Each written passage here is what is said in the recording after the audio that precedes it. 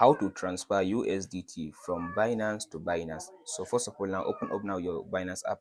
After you open your Binance app like this, now go to this assets. So after you come to this asset section now, from this section now, tap on this withdrawal button. So from this option now, tap on this withdraw. So in this option now, go and select the coin that you want to withdraw. So for me, let's say I want to withdraw USDT. Here is it now. After you select USDT from this section now, just tap on this section. If you can't find the USDT in this section now, tap on this to search and search for USDT like this now. Here is it now. After you select the USDT, tap on this send via email, phone number or ID. So from this section now, here it says send mode. So sender mode, all you have to now tap on this option.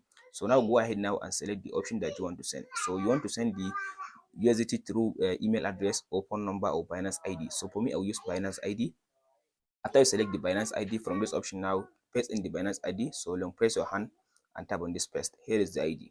So after add the ID that for the sender, so tap on this section now to add the amount that you want to send. So after you add the amount that you want to send, as you can see now, just tap on this send button. From there, the person will receive the USDT that you send him. That's it, guys, on how to send or how to transfer USDT from Binance to Binance.